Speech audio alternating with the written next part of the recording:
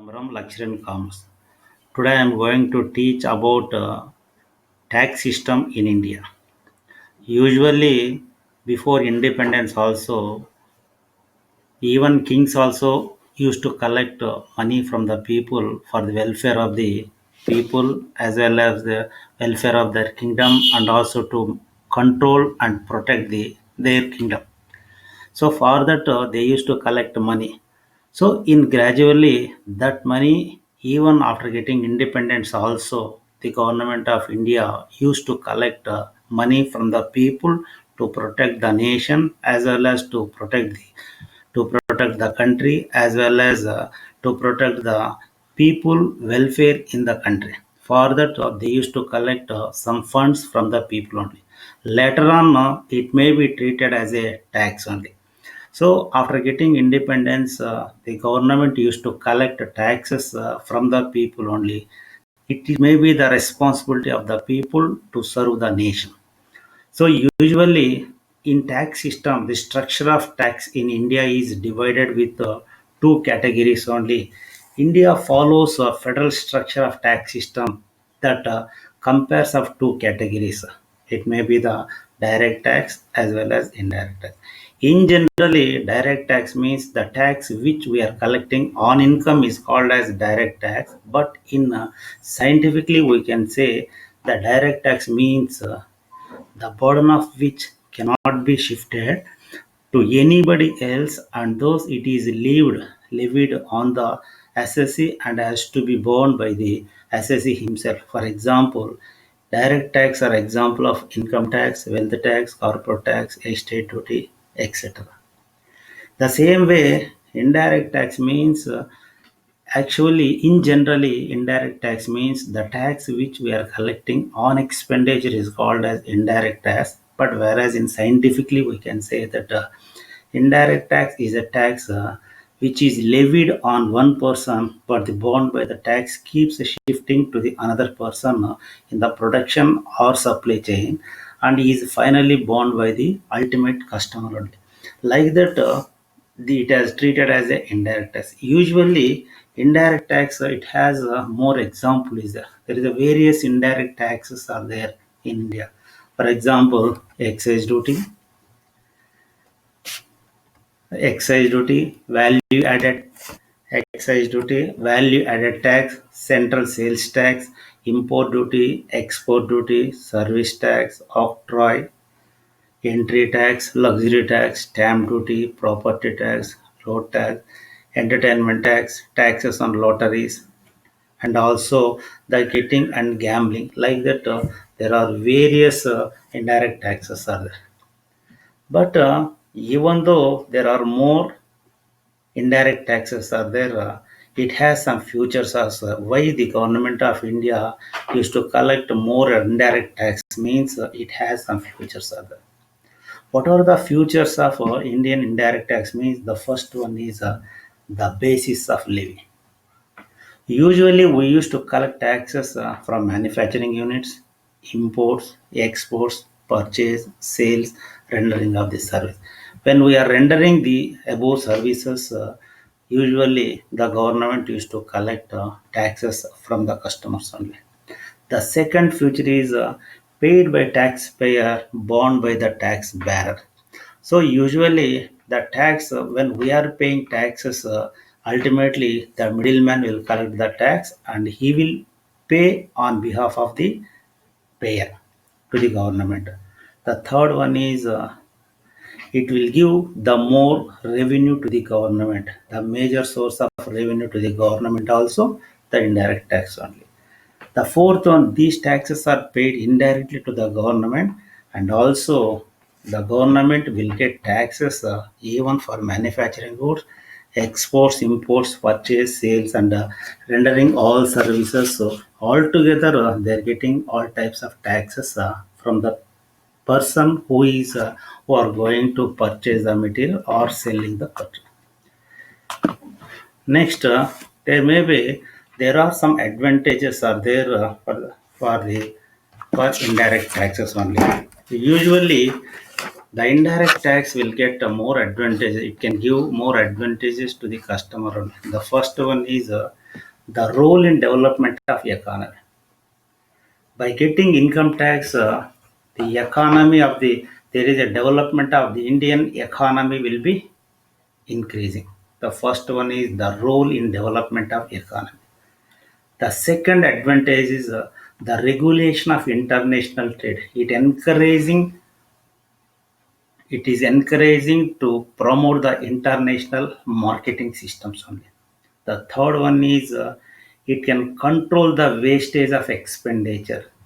Third one, there is a fourth one. Psychologically, the customer and dealer both will get a benefit by collecting indirect taxes only. The government will get a major sources for revenue through indirect taxes only. The lesser tax evasions are there. Easily we can collect the taxes from the customers only, and also boost up the exports only. The protection to ingenious industries only. We can maintain the records very easily, and also to grow the small scale industrial sector, to promote the growth of economic zones, special economic zones only. The advantages to set up the facilities only. Like that, there are more advantages are there by collecting indirect tax only. Even though there may be a more advantages are there, there may be still there is a little bit indirect taxes will have the drawbacks also there. It may be the cascade effect which you can see. The second one is the exemption and concessions may be more. The lack of transparency, the multiple points of taxation, the lack of uniformity in provisions and rates, double taxation will be there, narrow bases are there, so no clarity on goods and services only, explanation in nature, impact on domestic industries, no difference between rich and poor, tax evasions are due to there are more disadvantages are there. Due to having more disadvantages nowadays, there is a the government has given a lot of importance to collect VAT also under the part of VAT. There is a value added tax is there. So value added tax also, it is also the part of indirect tax only. Ultimately, these taxes when they are collecting these taxes by customers, the customers are not having the ultimate protection by the government only. When they are collecting taxes, how they are collecting, what type of tax they are collecting, the percentage of tax, it may be a lot of variations are there. For that, the customers are always getting a lot of pain to pay the tax only. By observing this all pains, the government of India decided to collect one country or one nation, one tax system. In that role, in the year 2014, under the leadership of Vijay Kelkar, they appointed one committee. After searching the committee, they have given report in the collecting all taxes. They have proposed, they have recommended to collect one type of tax. It may be the GST only. In the place of indirect taxes, the government has a planning to implement the one nation one tax system, that may be GST. It was implemented from 1/7/2017 onwards in India by the approval of the Indian Parliament only. ఇవన్నీ ఈ indirect tax అనేది భారతదేశంలో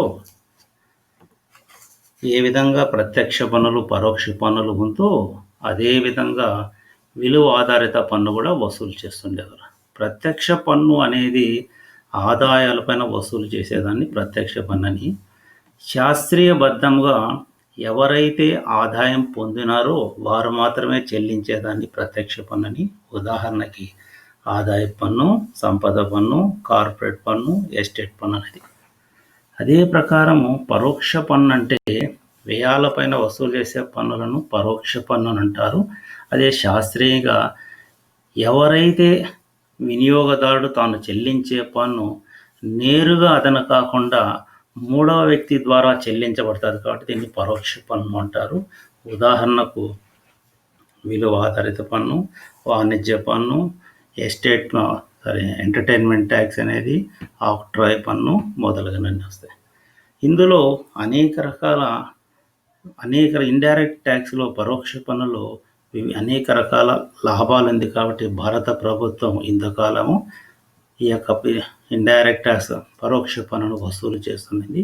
వీటి వలన లాభాలతో పాటు కొన్ని నష్టాలు కూడా ఉండటంతో భారతదేశంలో ప్రతి పౌరుడు పన్ను చెల్లించేటప్పుడు ఇబ్బంది పడుతున్నాడనే కారణంగా ధనిక పేద వ్యత్యాసం అనేది ఇక్కడ స్పష్టంగా కనిపించటం లేదు. కాబట్టి ఏదో ఖచ్చితంగా తేడా అనేది ఉండాలనే ఉద్దేశంతో ఒకే దేశము ఒకే పన్ను అనే విధానంతో రూపొందించాలనే ఉద్దేశంతో వస్తు సేవల పన్నుని పార్లమెంట్లో ఆమోదంతో ప్రస్తుతము ఈ విధంగా 1/7/2017 నుంచి జిఎస్టి అనేది పరోక్ష పన్నుల స్థానములో ప్రారంభించడమైనది.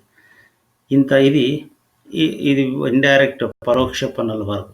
తరువాత పరోక్ష పన్నుల తర్వాత విలువాధారిత పన్ను అనగానేమి, వాటి యొక్క లాభాలు నష్టాలు, వీటితో పాటు ఎందుకు జిఎస్టి ప్రారంభించినారు, వాటి వలన కలిగే లాభ నష్టాలు అనేది తదుపరి క్లాసులో మనం చూద్దాం.